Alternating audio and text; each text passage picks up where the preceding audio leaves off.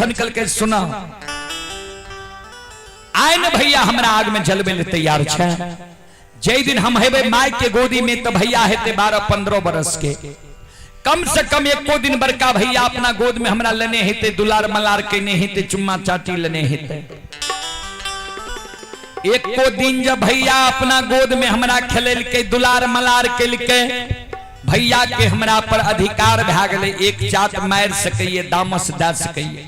हमर धर्म नहीं चाहिए जो वो बड़ भाई पर हाथ उठा लिए, लाठी उठा लिए, तोरा से मरवा दिया। हे हो जे भैया हमरा गोद में खेल के दुलार मलार के चुम्मा चाटी लेल के, अब वो भाईया के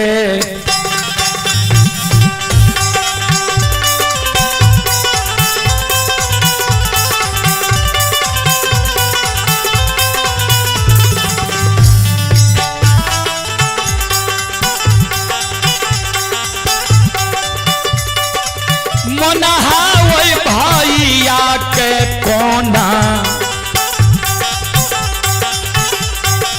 कोना के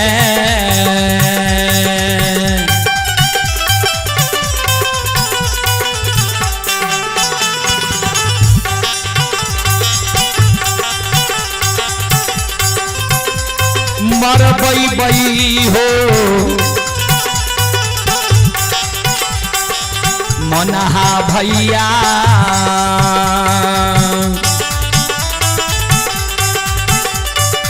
केकरा कहबै भैया माँ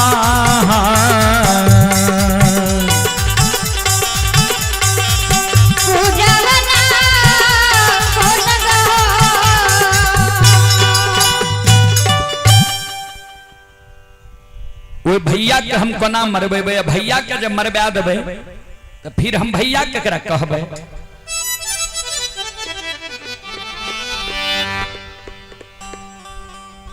सुना लक्षण कल के भैया के डर से हम भागल जाए छी, हमरा भैया पर तू नजर उठा कर नहीं देखी हो। वो जगह से लक्षण भागल भागल डुमरी ननिहाल के बाद ढालल के जाते जाते महपुरा से 2.5 किलोमीटर पश्चिम गले मररिया खापैट रहे। सांझ पर जाए छे लक्षण मररिया खापैट में मन में सोचे भागल जी हम जाए छी डुमरी ननिहाल, ननिहालों में हमरा भैया के मुंह पर कोई बोले वाला नहीं छे। भैया के आग में जलावे के मन हेते, ननिहालों से बोला लेते हमरा आग में जला के मार देते। कथिलम डुमरी ननिहाल जा जे कारू भैया हमरा जिंदा में कहल करे मरलो में पूजा कर भी तो भाई बहन के रहबो, ओकरे पूजा करे के कारण ने आय दर दर भटक रहलिए है, कोई सहारा नहीं बने छे। आए मररिया खापैट हर के रेह में वह कारू भैया के नाम जेप जेप के हम प्राण के त्याग देब। सांझ में लक्षण मररिया खापैट हर के रेह में मृगुसिया दे दिल के काने कारू बाबा के सुमरन करे। लक्षण के काने काने शाम से सवेरे 6 बज जाए छे। 6 बजे छे वो समय में संत बाबा कारू बाबा बैद्यनाथ धाम भूत बंगला में धुनी रमेने रहे, आसन जमेने रहे। लक्षण के कानन से बाबा ओघरदानी नक्षेश्वर नाथ के आसन डोल गए। बाबा ओघरदानी नक्षेश्वर नाथ संत बाबा कारू के अंतर ध्यान में कहे धृग तोहर जीवन छ, जे भाई तोरा लिए धन संपत्ति त्याग दिल कहिए, प्राण त्याग ले तैयार छ, तू निश्चिंत भय के धुनी रमेनी छो। लक्षण कहीं रहले संत बाबा कारू वही जगह से आबायु के बेग से आबे छे हो कारू बाबा, आबई छे अमररिया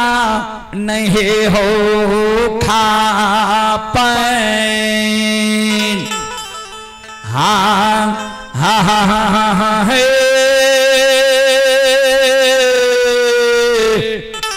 हाँ अघरिए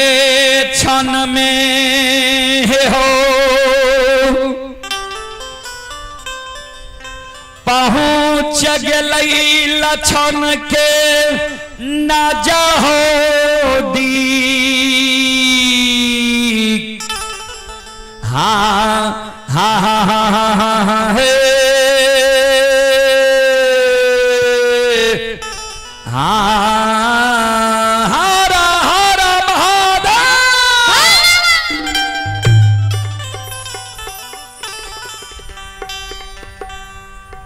क्षण पलक में संत बाबा कारू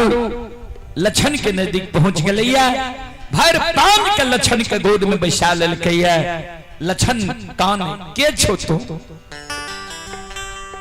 कारू बाबा कल के हम तोहर सहोदर भाई कारू छियो कल के कारू भैया हमर मर जहाँ दिन मरल वहाँ दिन लछन के भूल गई फांसी के फंदा पर चढ़ा दिल के कारू बाबा कल के नहीं भूलियो तो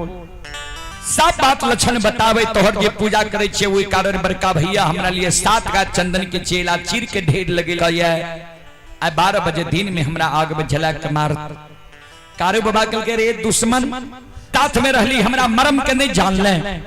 जाओ बड़का भैया तोरा लिए चेला चिरल को जाकर चेला पर बैठ जाती है कहती है बड़का भैया के आग लगावे ले एगो जब तोहर बाल बाका भे जेती हो एगो रुआ झेड़ जेती हो कारू के नाम लेना भूल जेती है पूजा करना छोड़ देती है बोधगस लछन संत शिरोमणि श्रोता बंधु मां बहन बाबू भैया सब लछन दौड़ ले ये